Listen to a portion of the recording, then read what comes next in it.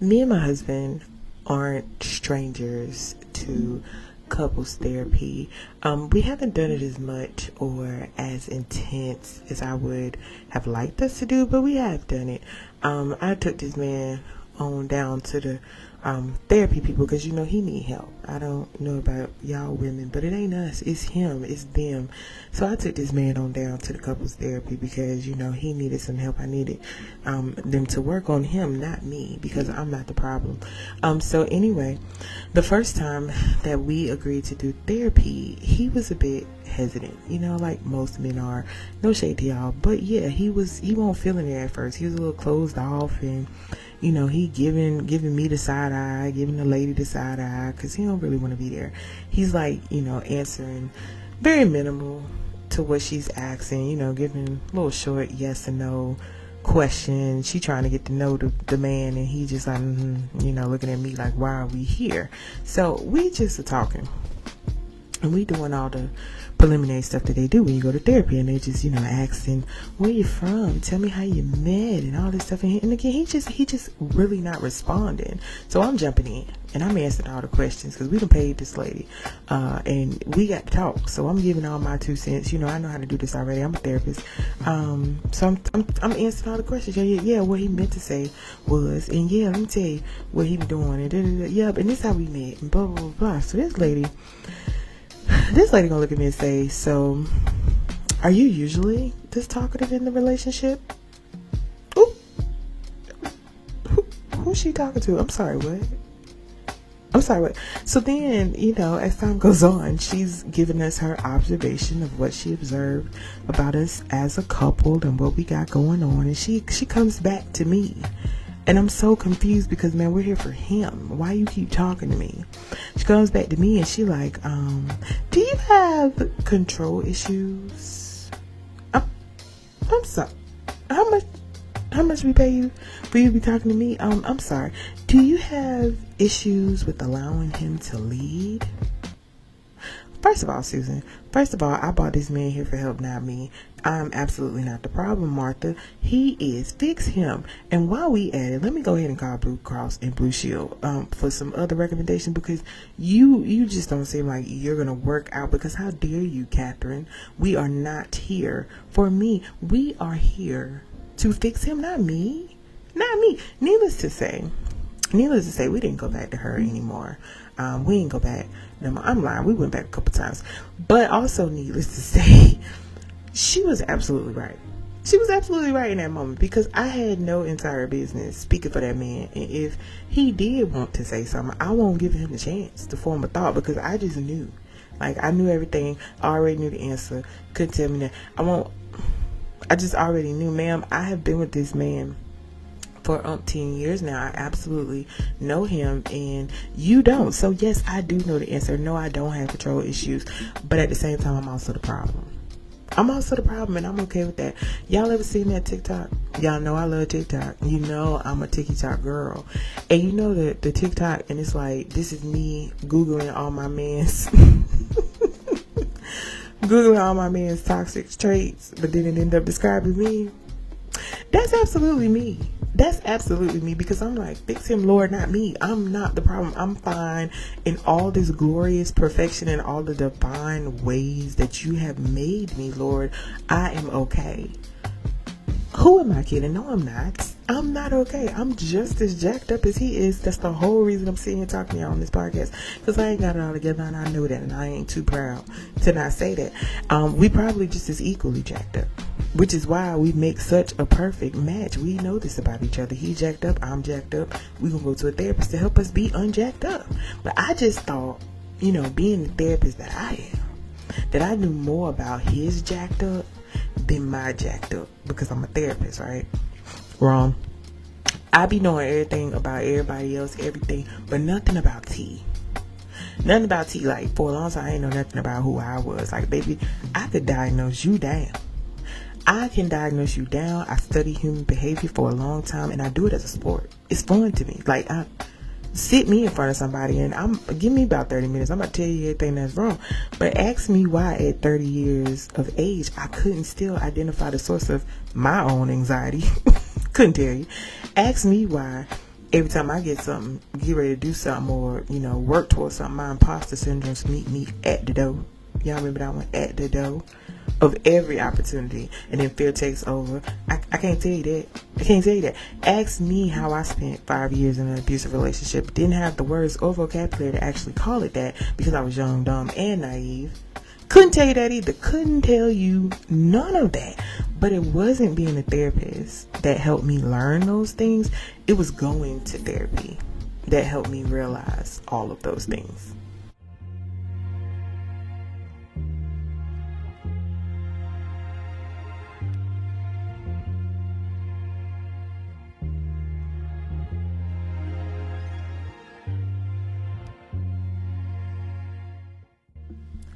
Welcome to the Breathe Black Mom podcast, where moms of color can come to relax, relate, and release. I'm your host, T.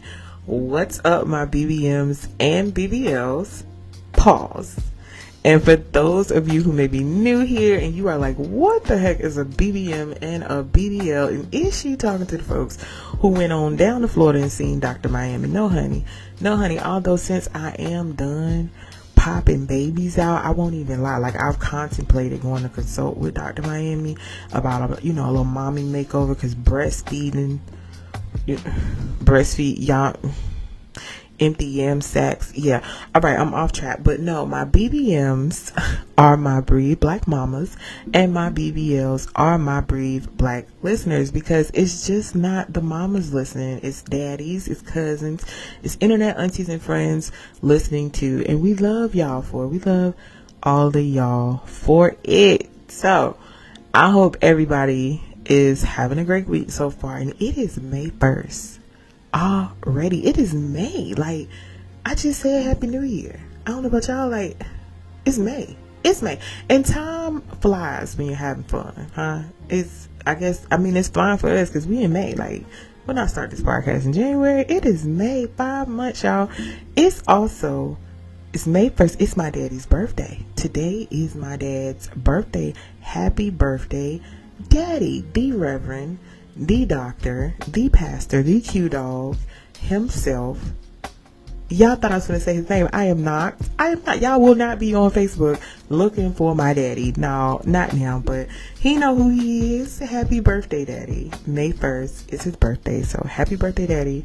Pray it's amazing. Gave you a whole shout out. So you should share this episode because your daughter gave you a shout out today. Amen. All right, peoples. We are back for another week of good conversation where, it's really just me talking and y'all listening. But in my head, like, we're having a whole conversation. Like, y'all sitting right here and I'm talking to y'all. So just go with it. We're having a conversation. And we are at episode 17. And it's bittersweet because we only have 3 left. Yeah. 3, y'all. 3 episodes left, and we are closing out our first season of Breathe Black Mom. Like, man, it's surreal, and it's hard to even imagine because I really enjoy coming and talking to y'all every week, and I ain't going nowhere. I mean, we got more seasons to come. I'm gonna go on a little sabbatical and get to work for season 2. I already got so much in store for y'all. I cannot wait. I also have something really, really, really special in store for y'all to celebrate season 1 with a bang. So make sure you are tuned in and listening into what that's going to be. Make sure you are following me on all the socials so you can be first to hear what that is going to be. But back to episode 17. We are going to talk about 13 reasons why you need therapy. Not just you, but me too. I know that you can sound a little accusatory. Who's she talking to? You. I'm talking to you, but I'm also talking to me. We all need therapy. And a lot of us are nervous about what that looks like and why we need it. But hopefully today we can talk about some of that. And before I jump into it, y'all already know there's the things that I need you to do. And that is, I need you to go ahead and follow Breathe Black Mom podcast if you're not already on Facebook, Instagram, YouTube, Apple Podcasts, and Spotify. But most importantly, this is the most important part. Don't forget to like, share, and subscribe to the podcast on whatever streaming platform you are listening through right now. Lastly, don't forget to leave a review. Y'all listen. Y'all followed the syllabus last time. The people left reviews. I'm like, oh, look at us. See, we got reviews coming in. So continue to do that. Continue to leave a review. All you got to do is click a star. You ain't even got to say nothing. You ain't got. Look, I like 4 stars. I don't know 1 star. I don't care. Just rate it, okay? The people need to know. We need to know if you're liking this or not. Y'all know who the people are by now. We're in episode 17. You've been rocking with me this long. Who are the people? Who are they? The people being me, she, her, T. Right? So let us, me and all my personalities, know how you're liking this or not. Okay. Let me stop playing with y'all. This episode is going to come with a minor disclaimer. Not much, but a minor one. Just want to remind y'all that though I get on this mic and I kid around and I play too much, entirely too much sometimes, because y'all was like, last episode T, you was on 10, you was doing too much. I know I was a little excited and I was a little, uncomfortable with the topic, so I was a little different on the last episode, but I'm back, cool, calm, and collected this time, because, I got my therapy voice on today. But I am a professionally trained therapist. Outside of me just kidding around with y'all on this microphone, I'm actually trained in the field of therapy. I'm a licensed clinical social worker. I'm a licensed clinical addiction therapist, and I have been practicing for about 13 years now. So with that being said, these are both a combination of my personal and professional opinions that I am sharing today. Understand, all the opinions and perspective that are presented across this mic belong to the speaker, whether that's me or any guest that I may have. They are not intended to be used as judgment against others, nor are they intended to be fact for anybody else. I'm not seeking agreement, only an opportunity for conversation and an opportunity to create awareness, whether that be an awareness of self or an awareness of our cultural decisions that we have normalized as a people. Okay? Although my professional opinion is just that, only an opinion. This is nothing more, again, than a conversation, an opportunity to create awareness around a topic that might be otherwise considered taboo. Whew. I got that out the way. I be having to give my disclaimers because I don't want people to be on here and be like, girl, she be thinking she know everything. I don't think I know everything, but I am trained to know some things. So that's what we're going to talk about today. All right. Let's talk 13 reasons why you should go to therapy.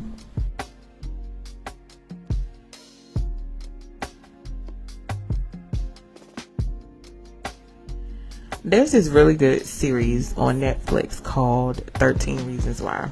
And if you've never seen this series, it's based on a high school teenager who makes a choice to unalive herself, but not before, leaving behind 13 recorded audio tapes about the reasons she chose this decision.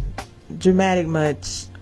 I mean, well, maybe, she might have been a little dramatic in doing that, but as a therapist, this show immediately became the talk amongst our, therapy Facebook people, like my peers at work, IG chats, classrooms. Like, it was a thing in the therapy community when this show first came out. And some of us were even diagnosing baby girl with a personality disorder, because 13 audio tapes, baby, borderline much. Anyway, as a regular person watching, it could be a bit much to watch it or take it in if you haven't seen it. So that's just a disclaimer. If you haven't seen 13 Reasons Why, it may be a lot, especially considering the raw way that some of the things in the show were presented. And, even as a mom, as a therapist, like, I had really mixed feelings about whether or not this show was like glorifying suicide or whether it brought awareness. And I guess it really just depends on your perspective on that topic, because I wasn't sure that if I appreciated the show or if I was just like, I don't really know. And of course, the show been out for years. So when Jay was old enough and started learning about the show, she asked to watch it. And my one and only condition was, child, if you watch it, we need to sit down and discuss every episode, because it was just a lot. It was a lot to me for teenagers, and even for some adults, it was a lot. But anywho, during that show, the tapes outline all the reasons why, again, she chose to unalive herself. And the reasons range from bullying, body shaming, self-esteem, sexual assault, and then just simply like not feeling heard. All reasons right now as therapists that we see people for every single day. The topic of suicide is a conversation that's being held way more now than I've heard in the past. Like, it's almost a little too socially acceptable, especially with these teenage babies and little babies. It just breaks my heart. But I really credit social media and the internet as a part of being able to bring awareness to it. And I personally still believe it's a subject that remains really taboo in minority communities like ours, but we're not talking about that today. So regardless of your opinion on the subject, the underlying reasons as to why she chose to unalive herself are very, very real topics and recurring topics that come up as a therapist working with people on a daily basis. According to the National Institute on Mental Illness, ethnic minorities are less likely to receive mental health services than white people. So about 17% of black people seek mental health services. I know y'all like play the violin, like, Tiana, we don't care. Listen, you gonna hear these facts, because I done looked up these facts, you gonna hear them. But anyway, that's just based on the recent article I read. Like, according to another article, we make up about 46.8 million of the U.S. population, and only 17% of us are getting help that we need, and that is not a lot.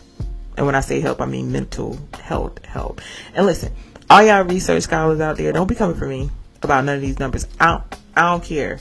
This is what Google said, and if Google said it, it's law. So for the sake of this episode, we're gonna go with these numbers, and you will deal. If I'm wrong, so be it. My point is that not enough of us are seeking the help that we need. That's all I'm saying. Like, that's all I'm saying, and that's my biggest problem. And more than I want to use my platform for anything else, I want to use this platform to promote and normalize the fact that not only do we all need help in some form or fashion in terms of our mental health, we deserve it. We deserve it, right? I know a lot of our fears associated with talking to therapists or like head doctors. Oh, pause. Just pause. Listen, I've heard people refer to psychiatrists and stuff as head doctors. This ain't no superhead plug. I'm sorry. Anyway, as some of the older folks would call them, head doctors. Again, stuff once again rooted in history. At this point, everything we do as black people got some kind of generational trauma written all over it. And that is why we're here, people. Like, that is why we're here. That's why we're talking. That's why we're having these conversations. Because there are so many stigmas tied to therapy. You know, I hear them all the time. Like, I don't want to be seen as crazy, or I don't want to be seen as weak, and I don't want to share my business with anybody else. I don't want them to judge me. Talking to somebody won't change, but like, what is talking to somebody going to do? Or, you know, just overall general fears of not wanting to be re-traumatized. A lot of people don't want to go through telling you this story again, or, you know, talking through these issues again. You know, some people believe we should just pray about it. Or if you're not praying, if you are experiencing mental health issues, you're not praying hard enough, you know. Some people believe that all therapy and therapists are the same. That stuff they see on TV, that is absolutely not what we're like, by the way. They believe that therapy is for people with severe mental illness, or that they can't afford therapy. And all of these things are myths. Like, they are common misconceptions about therapy. And I'm hoping through this episode today, you know, to debunk some of those myths and to, you know, get some people on board and, you know, buying into the idea of going to therapy. So I'm going to revisit some of these myths at the end. But first, let's talk about the 13 reasons why you should go to therapy.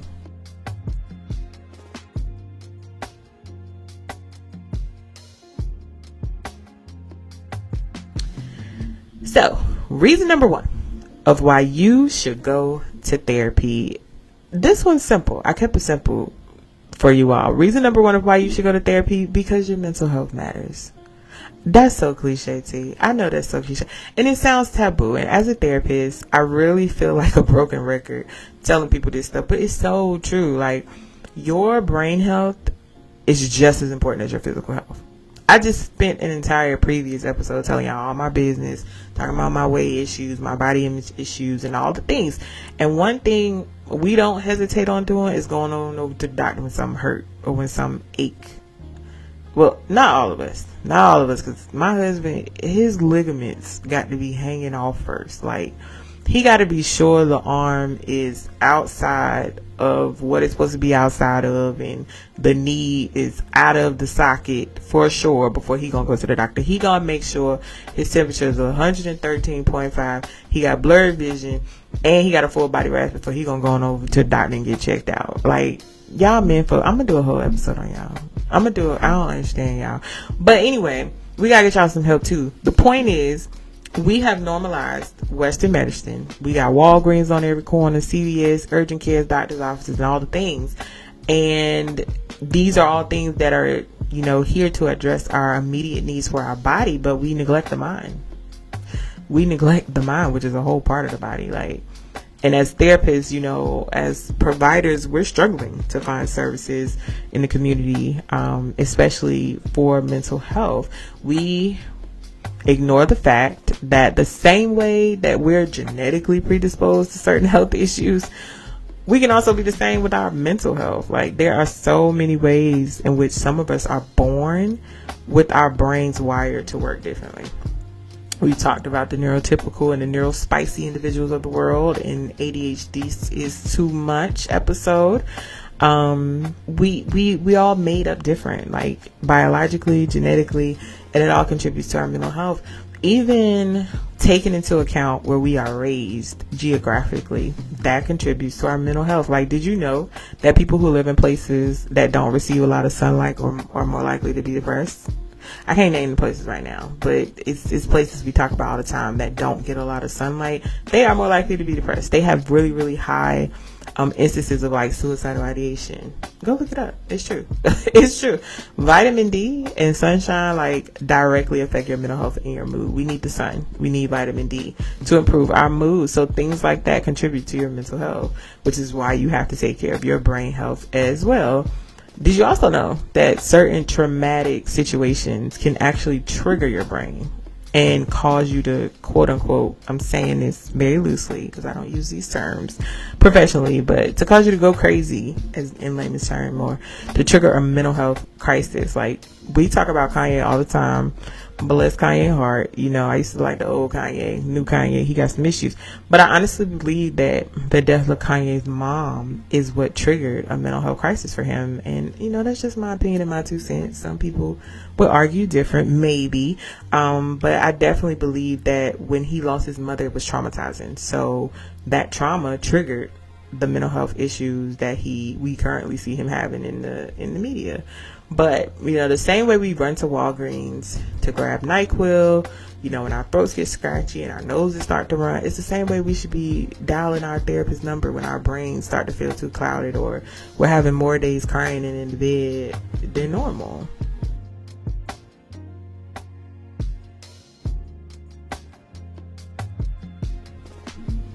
Reason number 2 of why you should go to therapy: because secrets keep you sick. Secrets keep you sick. Listen, this is one of my favorite ones because it's relatable to almost every person, including myself. When something hurts, we don't want to expose it, right? It's just very simple. We don't want to expose it for whatever reasons that we have. It feels safer for us to keep that thing hidden, right? Hide it away. Don't let nobody see it. It's a secret. There's also a lot of shame when it comes to secrets, because depending on what you're holding on to, there may be some shame and guilt associated with it. You just, you might not want nobody to know your role in it, or your role that you didn't have in it. You also might blame yourself, or someone else might have told you that you're to blame in the situation. So we avoid it. We keep it in. But guess what's happening when it's sitting there? As it's sitting there, it's festering. It is growing, and as much as you have believed that you have successfully hidden it from others, it's showing up. It's showing up. It's showing up in how you treat yourself. It's showing up in how you treat your kids. It's showing up in how you treat other people. It's showing up in the way that you shut people out, or how easily or freely you let them in. It's showing up in those irrational fears that you hold, or if you're super overprotective of your kids, that's where it's showing up. It's showing up in your need to control. Hey T, that's you. It's showing up in your OCD and your type A personality. That's where it's showing up. It's showing up in your ability to receive or give love. how comfortable you are with physical touch, or with someone taking something from you that you worked hard for. Like, y'all ever seen somebody who just absolutely go off when somebody takes, like, that was mine, they took it and it was mine. I've seen that, and like so many times, even we see this sometimes, people, we just be like, oh, you took your stuff as the principal, when sometimes people are going off because they have attachment to things, or they feel some kind of way when they work hard, or they were, things were taken from them as children, or whatever the reason, and they may be snapping from a different place, not just, oh, you took this from me. Like, it may come from a different place, and I guarantee you, as much as you believe that the secrets that you're holding are hidden, as a therapist, we can show you all the ways that it's actually showing up and making you more and more ill. Like, we're a little talented like that. And if you grew up in a black house, you probably heard at one point, what happens in this house stays in this house. And listen, I know they sit in my house all the time, child. Like, what happened in my house, stay in my house. You mean I ain't telling nobody my business? Y'all know, y'all parents told y'all that, and it was true. It was a thing. But this statement is just once again rooted in a lot of fear, a lot of history. When black folks did become free, and having to get government assistance and things like that, like, things were being taken in their household, like in terms of their business, and being used against them, for so many different things. Like, their kids were taken for different reasons, husbands forced out of the home. Like, I'm not sure how true it is, but I remember hearing a story one time about the fact that black people weren't allowed to get like government assistance if there was a man living in the household. Somebody might be familiar with that story. I can't remember if I learned that in school. I can't remember, but they basically were forcing the men out of the house. Like, talk about trying to keep us broken, Jesus. But there was this overall mistrust for the system. Like, black people didn't trust anything that was said, and that it was meant for our good. So we kept all our business in our house. Like, that is what that came from. Don't be out here telling the man, our business. But this is a generational chain for me that I have broken with my kids, because what I teach them is that if there's anything going on in my house that's hurting you, and you should be telling somebody that. Like, you should be telling somebody that. Now, don't be out here telling the folk how much my paycheck is, or, that your mama be naming her wigs when she take them off. Because won't kids tell your business? Like, kids will tell your business. Like, Jordy in her class one time, we're talking about how to know whether or not you're being raised by good people. Pause. First of all, don't get me started on that tangent. Because the teacher to me was out of pocket for that entire situation. I just did not think that was a good conversation to be having with, I want to say, first graders at the time. I think she was in first grade. But anyway, this child told her teacher, no, she's not being raised by good people, because her parents be cussing sometimes. Father God, is anything sacred? Is anything sacred with the children? For the record, she was talking about the word shut up. My kids think shut up is a cuss word. So she done went to school and told the people that she is not being raised by good people because her parents cuss. Bless her innocent heart. The point is, I tell my kids that if anything or anyone is hurting you in my house, in a way that doesn't feel good, or something is not right, you tell somebody.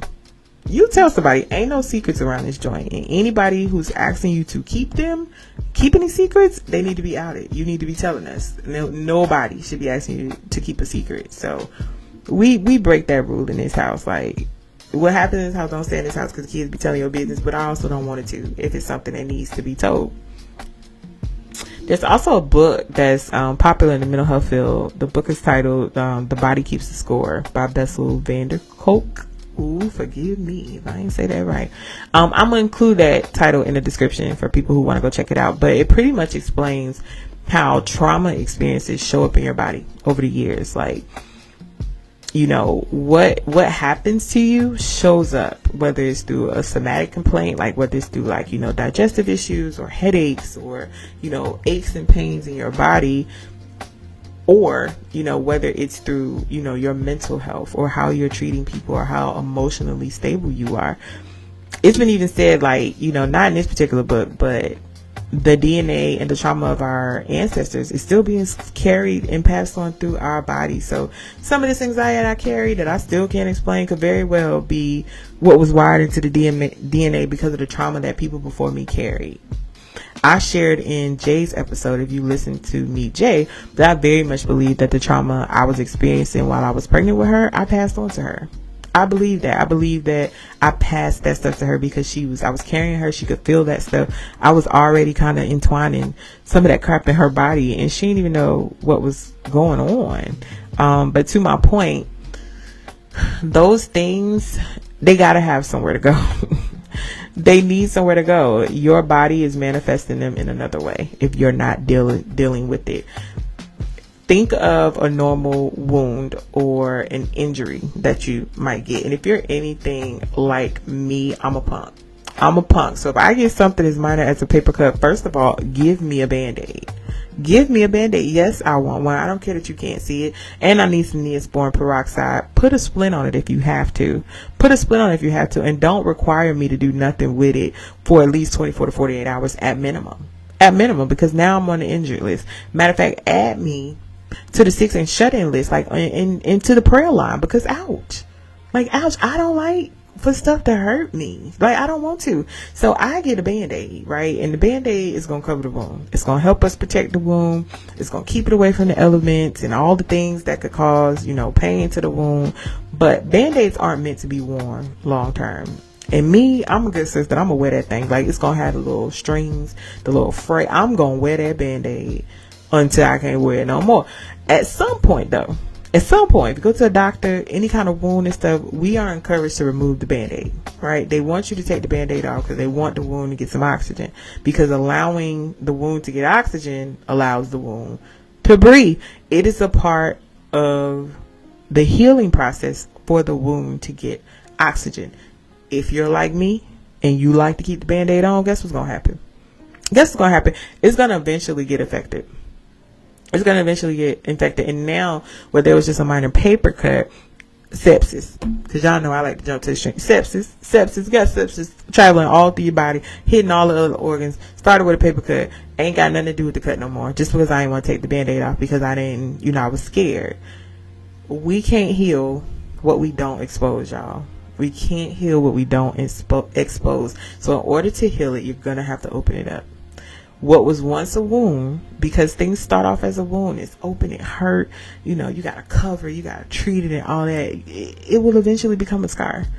So it may not go nowhere, but it won't hurt like the wound. It's not open like the wound. It don't have the same treatment at the wound. You can just look at it at this point and be like, what once was a wound has now healed, and it's just a scar.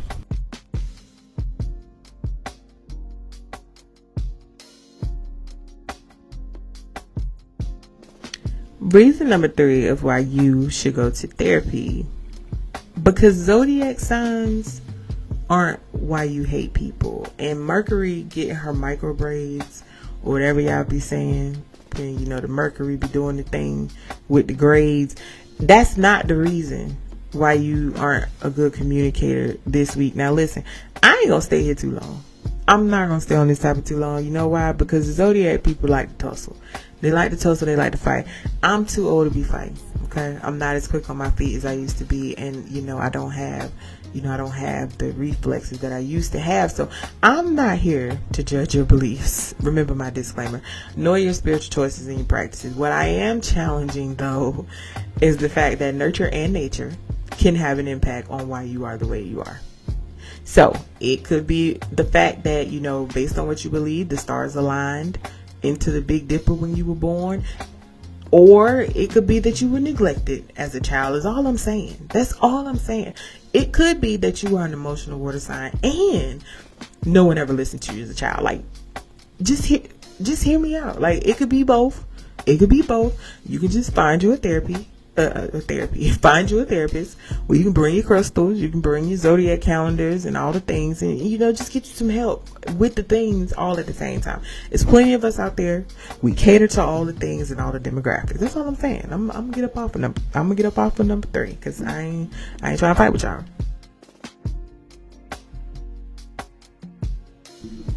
Reason number 4 of why you should go to therapy, because staying the way you are is a choice. Now listen, I wish we could just park here, just not even put it in neutral, just park right here for a minute, just hang out for a moment, because this is a topic I can go on and on and on and on and on and on and on, like Erica, like all day, especially y'all listening, especially to the elders. If you're listening out there, elders, come closer and listen to this real good. Listen to this one real good. Now you hear, listen, telling somebody that's just the way I am, that is a choice. That is a choice to remain just the way you are. It's a choice, period. Like, I don't care how old you are. I don't care what's happened to you or how you've justified your behavior in the past. Like, it's a choice. And we all, as humans, should be ever evolving and ever growing. And if you're not growing, you're not living, in my opinion. Like, I am of the belief that there's something that I can learn every single day that I am here on this earth. Every single day there's something I'm going to learn new that I didn't already know. And if somebody is unwilling to learn something new, it's an unwillingness to grow. It is an unwillingness to grow. I know a lot of people in the older generations that I hear use this excuse. When I hear this excuse as a therapist, as just a person who is fascinated by human behavior, what I hear is fear or shame, or that you feel like somebody's blaming you or saying you did something wrong or you were wrong or you are wrong. No, that's not what that means at all. Like, that's not what that means at all. If somebody, is telling you something that you did, hurt them, or behavior you're doing is hurt them, that's it. That's all. Like, if anything, and those of us who have sought therapy ourselves know enough to know this, we know you did the best you could with what you had at that time. Like, it's more about an acknowledgement where you went wrong, and hey, saying, look, in order for us to move forward, how can you be better? How can we be better in the future? That's it. It's more about that than wanting you to change who you were in the past or anything like that. That's not what a person is saying if they're saying that, hey, the way you are, the way you do things hurt me. And if I sound a bit passionate about this topic, y'all, it's because I am. It's because I am. It's personal for me. Like, oh, Jesus, like, listen, my mama and my auntie are two of my most loyal listeners, two of my most loyal fans of this podcast. Shout out to them. It has been such a joy for me to hear their feedback about my podcast. But they played such vital roles in my life. So one of the messages they consistently share with me when they're talking to me about episodes is how much they're both learning from what I share. I'm mind blown, because I'm just like, little me, like, I'm teaching y'all something. But I respect it. Like, it means so much for me coming from them, two women who I'm very familiar with parts of their stories. I know my mom's story a little more than my auntie's, but my auntie has shared stuff with me too. So I know they both have things that they wish they probably would have done different, could have done differently. But their willingness to hear a new perspective and just simply respect my perspective on situations or my posture on situations, it does my heart joy to hear that. And it gives me hope that there are others listening who can do the same one day, who can say, hey, look, this ain't personal. It ain't personal. Like, they just want to share a little something. That's it. That's all we want. But on the flip side of this, this also applies to those of us, or those of you who may be troubled by past experiences or feel like those experiences are defining who you are. Or you might feel helpless to change your situation. So there are horrific things I've heard in my career, man.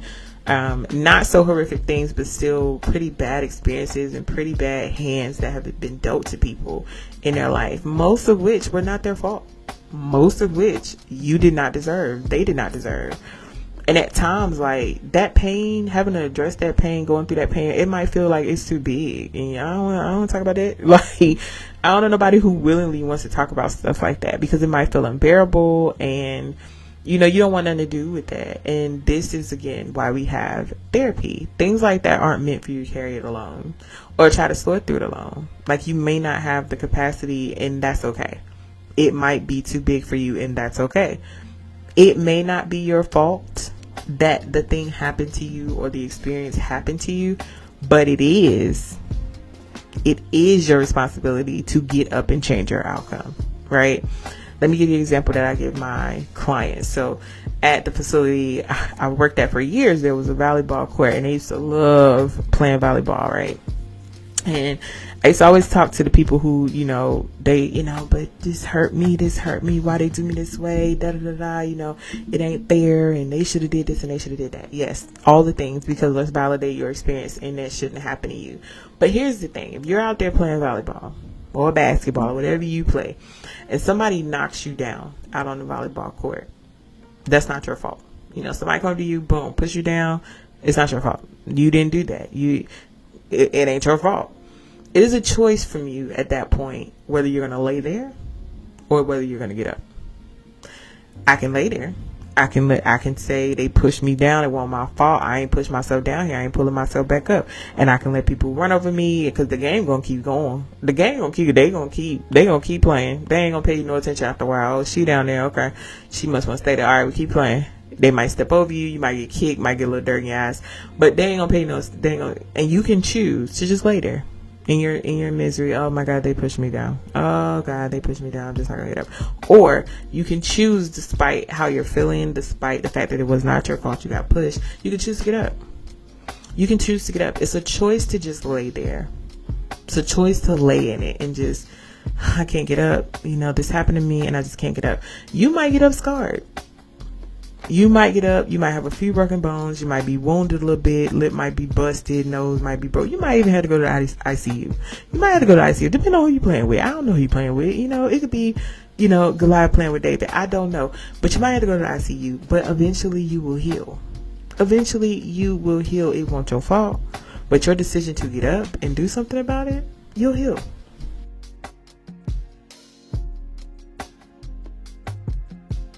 Reason number 5 of why you should go to therapy: because you just can't make a decision. Like, sometimes it's not even that deep, y'all. It's not even that deep. So this sounds really simple because it is. Like, therapy isn't always some big complex issue that we have to dissect and pull apart and, oh my God, tell me your deepest, darkest secret. Sometimes it's really not that deep. Sometimes it's as simple as trying to make a decision.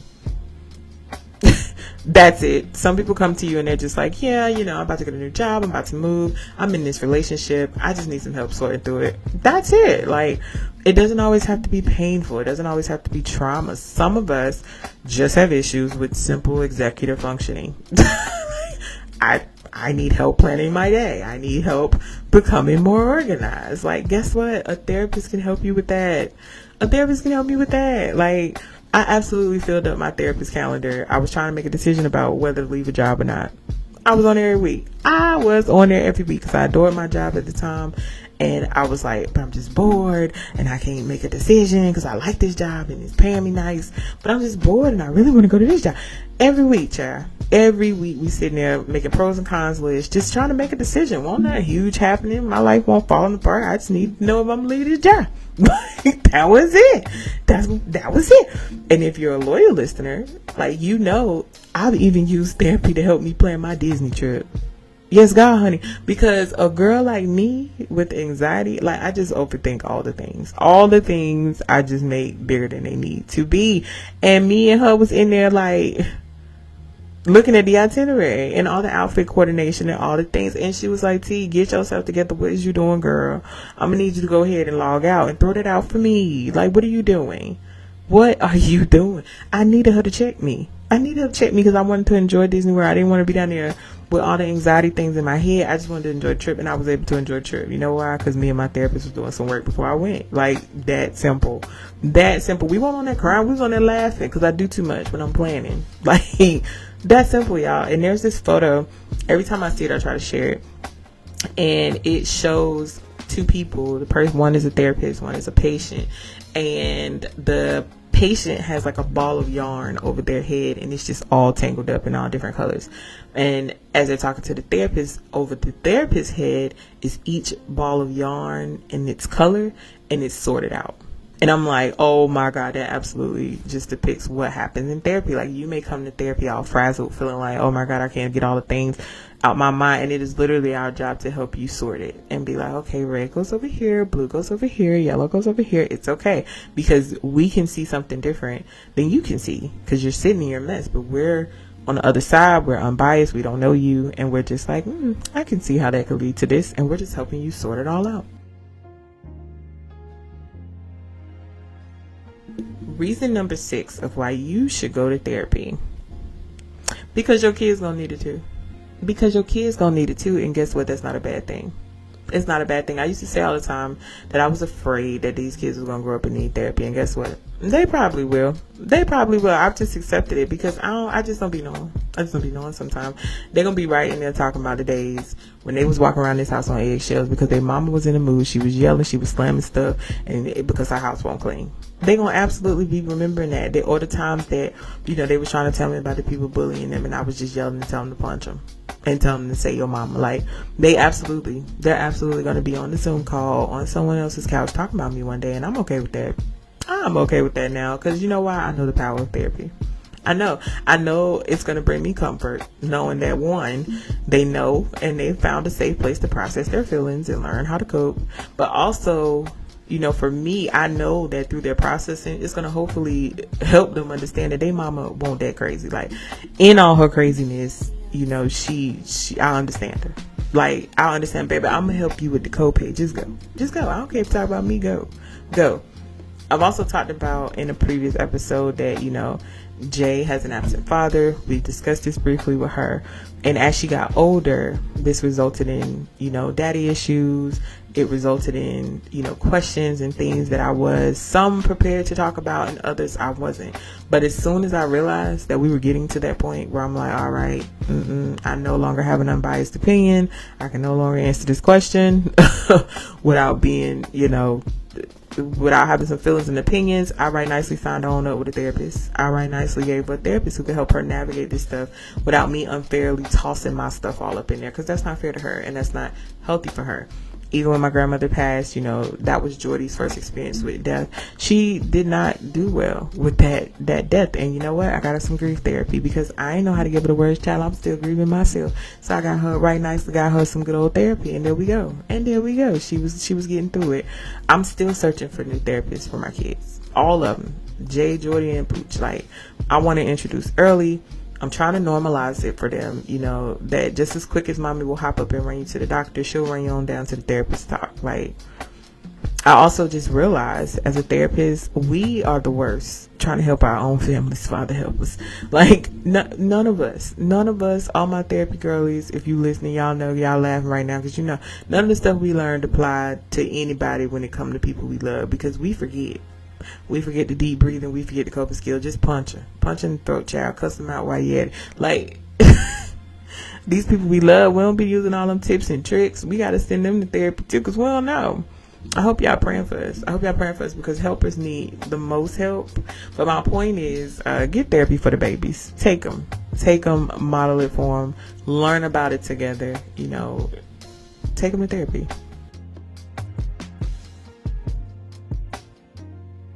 Reason number 7 of why you should go to therapy: because you can have Jesus too. I'm a church baby. I've talked about it. Grew up in the church house. Know the church house. That's all I knew. The black church is very influential in the black community. But we are missing out on one of the greatest opportunities as black churches, and that is to reach others in our community about the topic of mental health. We're missing the mark. Churches are missing the mark. And first and foremost, I think we're missing it because spiritually we have demonized mental health for so long. It's taken us some time to undo some of the things we've said and some of the things we preached and instilled in people and made them afraid and made them miseducated on how to handle issues that come up that are mental health, based. We've also stigmatized, mental health, and, we've told people that if they haven't prayed enough and, if they haven't sought God enough, that they're at fault for their mental health, which, again, if we're telling people this, if we're convincing them that, oh, you don't have enough Jesus, then why would they go get help? They're going to think that is something wrong with them. Another place I feel like the church misses the mark, and then I'm going to back away from the church. I'm going to back away slowly, because just like the Zodiac people like to tussle, the people in the pews like to tussle and listen. I ain't trying to fight with y'all. I'm from the east side of the kingdom. Like, Jesus is still working on me, and he know that, but I'm not finna fight with y'all. I'm not even finna do it. So I'm gonna back off after I say this, but we lack education in churches around mental illness and around awareness. Like, I see churches like promoting the mental health awareness months, or hey, wear this color in honor of mental health awareness, but where's the education? Where's the education? Where are the resources? Where are the mental health days for the community? Like, we doing all the things, but where are the mental health days where we are offering, free depression screening, free anxiety screenings, free, suicide assessments, having booths available with local mental health agencies in the community, panels to explain where to get services and what these different services offer. Where the panels to, explain to people how the insurance worked for mental health services and how it pays for it. If a friend came to you right now and they said, I'm thinking of ending my life, would you know who to call? If there was a member of your church talking to something that you knew wasn't there, or seeing something that you knew wasn't there, other than trying to cast a demon out of them, because we know that's the first place that the church gonna go. Other than that, do you know who to call for assistance? Do you know who to call to get them help? If your baby said, mommy, I'm sad all the time and I don't know why, would you know where to reach out for help? If you meet a member in your church who's experiencing some complex grief from loss, would you know where to send them for help? A lot of people don't know what's out there. I'm not tasking the black church and saying it's all on them and making them carry the burden of fixing all the issues. I'm just saying we have some influence in the community as far as our people go, and we can do more, and we should do more.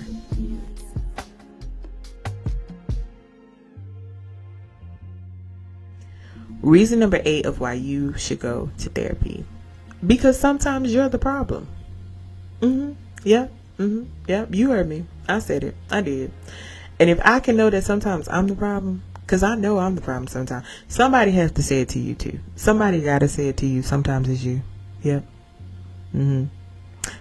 I'm sorry. I'm sorry to be the one who had to tell you. I'm sorry that you don't believe that. And I'm sorry no one ever held you accountable in life. I'm sorry. But sometimes when you go to therapy, things won't be sugarcoated. They won't feel good. And I know y'all paying y'all good money for help. But if you have a good therapist, then baby, they gonna know and hold you accountable. They gonna tell you about yourself. And as they should, because how am I gonna help you if I'm gonna lie to you? Can't do it. Not gonna do it. I'm not one that's gonna do it. I'm gonna listen to you cry.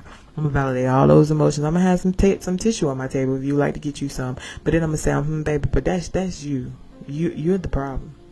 Yeah, you the problem. Like my good Caucasian sister in the intro story told us, like, she done went and told me about myself real fast. I brought that man up in there to fix him, not me. And she done told me about myself, and rightfully so. She was right, because I was wrong. But seriously, I know so many people who can easily point out the speck in somebody else's eye, easily point out everybody else's stuff, and they fail to see the log in theirs.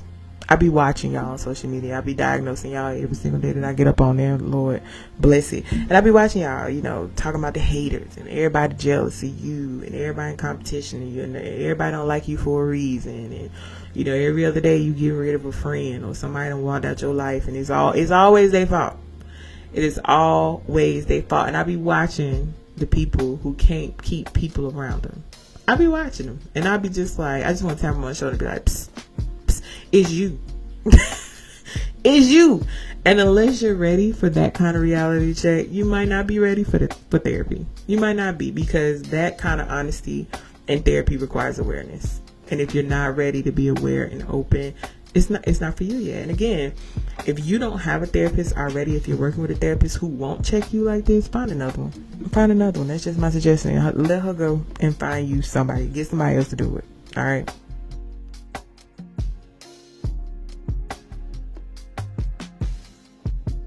Reason number 9 of why you should go to therapy. Because you need to learn boundaries. Some of y'all just learned this word while on social media during the pandemic, because y'all ain't had nothing else to do. So y'all learned what narcissism meant. You learned what boundaries meant. You learned all these words, and it make me sick sometimes, because y'all don't be know what y'all talking about. Y'all be using all the words wrong. Can we please bury narcissists? Can we bury bipolar? Can we bury some of the stuff that y'all really be knowing what y'all talking about? Okay, but boundaries. We learned the word. We're all happy about it, but we all need them. We all need them, especially us who are recovering people pleasers of the world. Us codependent persons who are learning to detach from unhealthy bonds, learning to detach, learning to be independent of things that are toxic. We teach people how to treat us. We teach them how to treat us. And a lot of times we haven't learned how to do this, and we need help learning. So those of us who, have trouble saying no, but then we're feeling overwhelmed all the time because we're allowing people to deplete us of our time, our funds, our peace. We need to learn some boundaries. The ones of us who allow people to say and do things that hurt us, but we're still showing up and we're still subjecting ourselves to it over and over because we don't want to hurt their feelings. We need boundaries. Those of us who have chosen a different path or chosen different choices in life that people around us disagree with, but now we got to stand on those decisions and just move on. We need boundaries. Those of us who have willfully ignored, mistreatment because you want to believe and see the good in other people despite what they've continued to show up and show you. Yep. You, me, all of us, we need boundaries, and therapy is a good place to start learning how to do that. Reason number 10 of why you should go to therapy. You don't know your feeling words. You don't know them. You don't know. It sounds real elementary, but you don't know them. So as a therapist, this was really huge for me because you would be surprised at how many people truly don't know how to use their feeling words. Like, unable to verbalize how something made them feel, right? I used to have to hand out the little feeling wheels and the feeling sheets to grown adults, because I work with adults. I don't like working with kids. So adults, and I'm having to say, hey, look at the picture. Tell me how you feel. They don't know. They don't know, like, what this means. Like, they don't know. And teaching how feelings are connected to our bodies. Like, I used to not allow my clients to say to me that they were good, that they were fine, or that they were okay. Those words were forbidden in my sessions. They were forbidden in my groups, because for me, you can be fine and cursing everybody out. If you're cursing everybody out, you're not fine. You can say you're okay and you drinking a fifth of vodka every morning before work. I'm good, T, but I'm crying myself to sleep every night. No. And some people just don't know. Some people don't know. It's a learned behavior. You never learned how to express yourself. Of course, I saw this most common in my male clients. They've been taught not to cry, not to feel, not to show emotion, and they literally have no idea where to start. Like, you can't even blame them. They don't know, and it shows in the language that they use trying to explain what they're feeling. Like, they just don't. Like, they don't know how. So I would use therapy as an opportunity to teach people how feelings show up in our everyday life, how they show up in our bodies.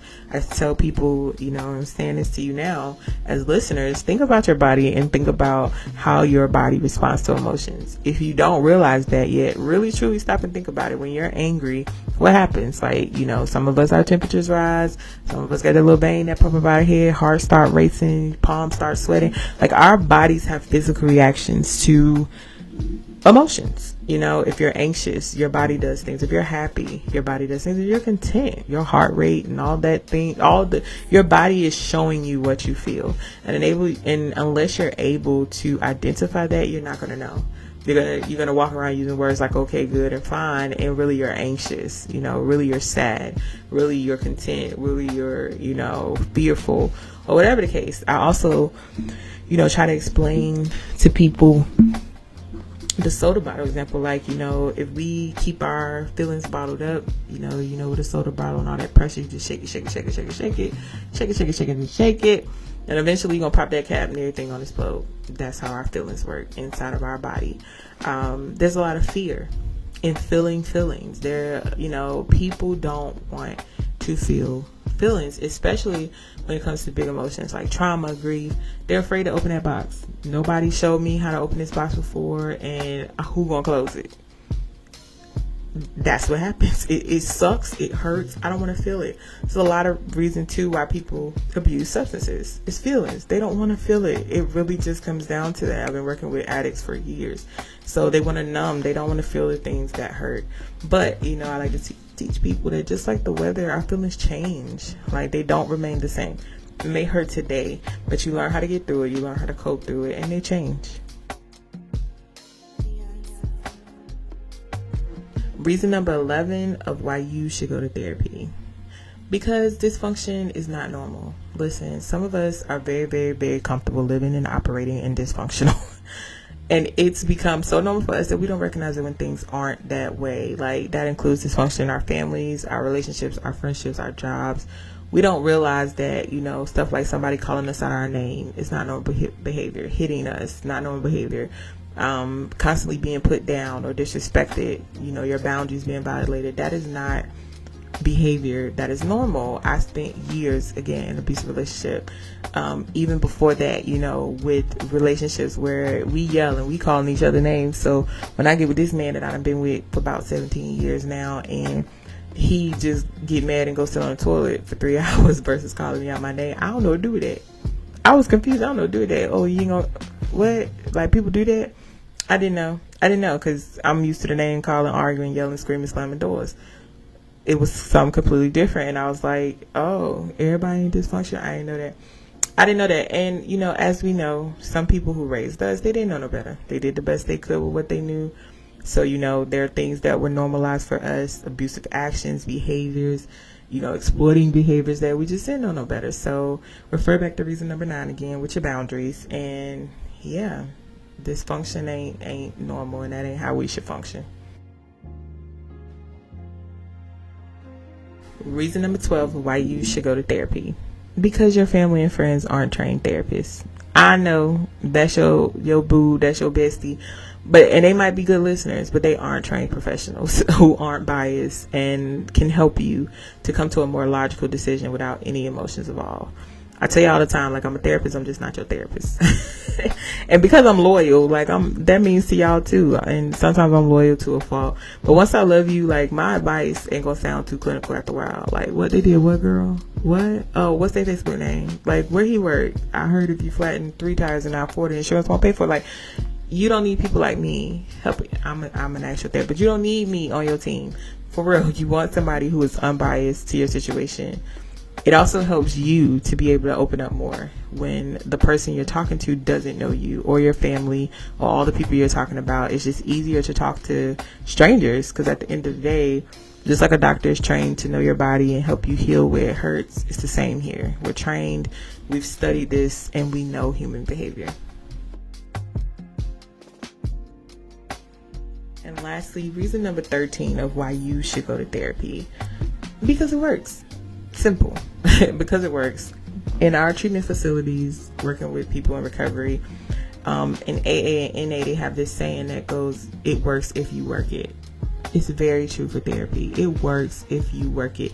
If you truly give it a shot, if you truly give it your all when you're giving it a shot and try, you would really be surprised at the benefits that therapy can have for you. Like, you have to be all in though. You have to consistently come. You can't go to therapy and not open up. Like, we cannot read your minds. You are wasting your money and our time when you don't tell us what's going on. We can't make you tell us what's going on, but you have to be willing to give us something. We can't, we're not mind readers. You also can't come to therapy expecting a miracle. You being this way didn't happen overnight. It may be from years of experiences. So it might take a minute to get there, but just keep coming back. Keep working it. Keep trying. You have to be open to feedback. So you have to be open to being challenged or being willing to be questioned and challenged, like some of your beliefs and your value systems that you might not even, align with right now. So you got to be willing to go there. You have to be willing to take a chance and bet on yourself because you're worth it.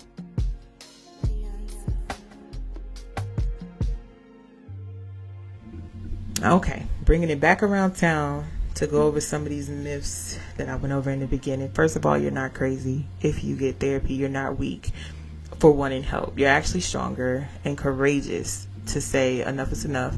I need somebody else to help me through this because I can't do it. You're also not just sharing your business with anybody. You're sharing your business with a trained professional who's bound by confidentiality laws that prevent us from sharing any of your business with an outside space. We're not supposed to tell anybody, what we talked about with you. We're supposed to be a safe space. If people do that, you can report them. They can lose their license. Now, there are caveats to that. If you're in danger, if you're a danger to yourself or someone else, then we do have to share by law. We have to share that stuff. But other than that, it's a confidential space. I'm the type of therapist, I don't speak to my clients outside of work. I don't acknowledge them at all. I tell them all the time, if you speak to me, understand you've broken your privacy. Because if you speak to me, my husband say, who that? And I just be like, I don't know. He pretty much already know that's one of her clients. So I don't speak to them. I don't acknowledge them. I give them their respect and their privacy when I see them in public. You don't want any kind of conflict of interest when you're pursuing therapy. You want your environment to be safe like that. And, for my small town people, like my hometown people, that might look like stepping outside of your county to seek help. You might not be able to seek help in your hometown because everybody know everybody. You might have to get online and get you a therapist, or, go a couple counties over and get you a therapist. And it might be a little safer that way. You don't have to fear retelling or re-traumatizing your experiences. We are trained to walk you through this. We know when to open you up. We know when to close you. It's just like an operation. And this is also what makes people who aren't trained dangerous. Some people are life coaches and things like that. But if they aren't trained on how to walk you through experiences and trauma and things like that, it can get very dangerous. Just like my girl Ayana, look, I be watching her. I love her, but she's dangerous because I watch her open up these people, and just leave them there. That ain't what we're supposed to do. So you want somebody who knows what they're doing and are trained in things like trauma, that have specific protocols when treating, and there are specific processes you have to walk through. So, don't be just letting anybody be your life coach and your mentor and things like that. Make sure they're trained if you want some good therapy. Also, all therapists and therapy isn't the same. Like, there's therapy for all types of things. Like I said earlier, there's therapy for all types of cultures, beliefs, specific issues. There's Christian therapists who use biblical approaches. There are trauma specialists. There's substance abuse therapists. Addictions like gambling and sex. Family therapists, sex therapists. There's exposure therapy for people like me who want to get over their fear of dogs. Like, you name it, we're out there. And people don't realize that when you're looking for a therapist, you can look in these specific areas. You can find a therapist and you can interview them. You don't have to just take the first therapist that comes to you. You can say, hey, can we have a consultation? You can bring questions like you're going to an interview and interview your therapist so you can find somebody who's right for you. So come prepared with questions. Vet out the people who aren't right for you. Building that rapport is really important when you're finding a therapist, because it's going to matter as you guys build the relationship. Personally, I prefer a therapist who looks like me. That's just my personal preference. And I prefer a therapist who understands, the Black experience for me. However, I've had a great experience with a person who was not Black. She was sensitive to Black culture. She was very understanding to the Black experience. So she made an amazing therapist, and I enjoyed her. So it's not always true that they're going to do a good job if they look like you. They cannot look like you and still do a great job. But that's the point of interviewing, so you understand their perspective.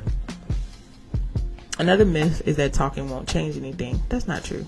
You'd be very surprised at what you'll learn by just being able to talk through and process what you have been through. You might surprise yourself. A lot of people think we're going to sit there and tell you what to do. No. We're asking you questions. We're challenging you to think. And usually you're the one who's coming up with the, oh my God, I just realized I do this good. That's you. That ain't us. And people be so shocked. Oh my God, T, I didn't help you. You did it yourself. We're just there to help you. We know little tricks of the trade, and we know how to get you thinking and get your mind rolling. And you're really coming up with this stuff by yourself, by processing through your own thoughts. We're just there to guide you. We're not telling you what to do. We're not even giving you advice. We're just helping you process and break it down. So give yourself some credit. It's you doing the work. And then lastly, the myth that you can't afford it. Also not true. That is not true. There are options available for all levels of affordability for mental health care. There are community providers, although they're a little harder to get in with wait lists and things like that, but they are out there. They have sliding scales. There are some that you pay nothing to go see community providers for therapy. There are Medicaid providers. There are private pay providers. You can go to agencies like hospice, where they give free grief therapy for people who've just experienced loss. A lot of people don't know that. You can get EAP with most people's jobs. So you can call your job, and sometimes they give you the first 3 sessions free. Most of the time they give you the first 3 or 4 sessions free. People don't know that. They don't utilize that job benefit. Call your job, see if they have EAP services. That is a great way to start if you have never had a therapist. When I first got my therapist, that's exactly how I started. It's through EAP. And then from there I started researching and finding my own therapist. But there are options out there. As far as where to find, here's some places that you start. Google, Al Gore's internet. Y'all on the internet all the time anyway. It's right there at your fingertips. Literally, you can just type in the search.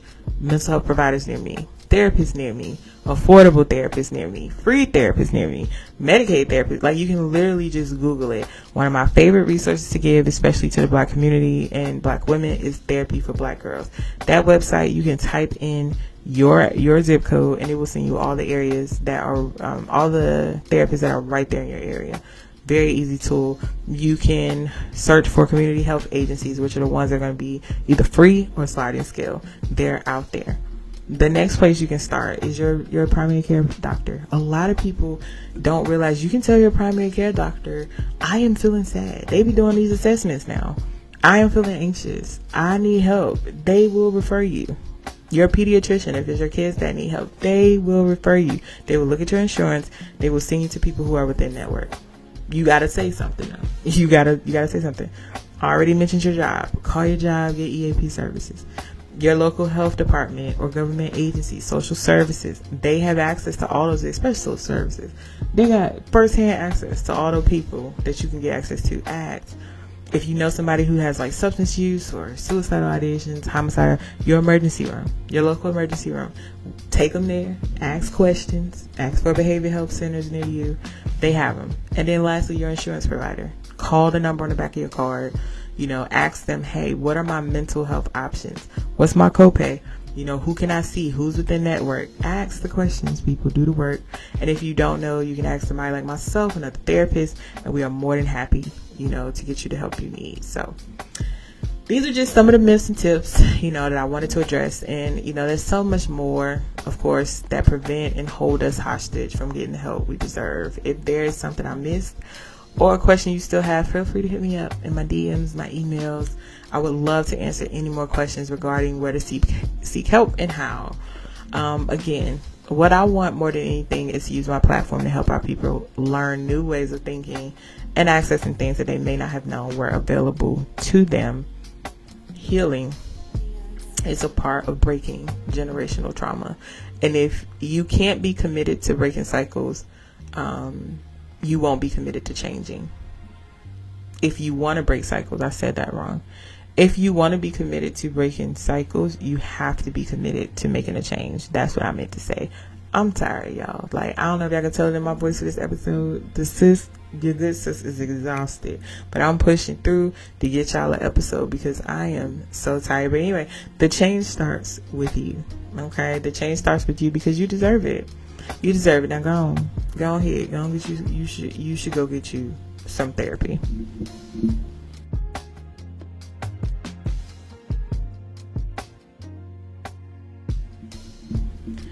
Now, I hope y'all done hopped on the Google, the TikToks, or somewhere right now. And I hope you're looking for a therapist as you listen to me. I hope you're on Google right now. I hope you're on Google right now saying where to find a therapist, Therapy for Black Girls, something. Don't come calling me. Don't come calling me because I done told you how to get it. And I keep telling y'all, I'm a therapist. I'm not yours. I'm not your therapist. I'm not your therapist. I'm just playing. I done had my share of therapy. I'm burnt out from it. I can't be nobody's therapist, but I know some fantabulous therapists who are still out here doing God's work, and they are ready and willing to help you on this journey to healing. So, whatever you need, whether it's some trauma or whether you just out here trying to get these kids' homework done, okay, and get the laundry washed and please your man and grocery shop and wash your hair today, they can help you with it all. Therapists can help you with it all, y'all. I'm so tired. Okay, I need you to give this 2 thumbs up. I need you to give this 4 stars and a hip if you can, because I'm exhausted and I push through for the push through. Okay, if I sounded drained today, it's because I am. I ain't gonna lie. I'm drained. I'm tired. But I did it. I got you an episode. It didn't sound, I might not have did my best or very enthused, but I was. This is good information. This is very important information for me. So I hope in some ways, like always, it, impacted you, learned something. Feel free to ask me any further questions that you may have or need me to elaborate on. So as always, thanks for listening, y'all. Before you go, don't forget to like, share, and subscribe through whatever streaming platform you are listening from. Make sure you follow Brave Black Mom, the podcast, on Facebook, Instagram, and YouTube for announcements and show updates. Lastly, don't forget to leave a review. Tell the people if you're liking this or not. Listen, the people out here tired. The people out here recruiting the people to go to therapy because she too has seen the benefits from therapy. And she just wants y'all to be happy, whole, and healed. That's it. Okay? I'm going to talk to y'all soon. Until then, just breathe.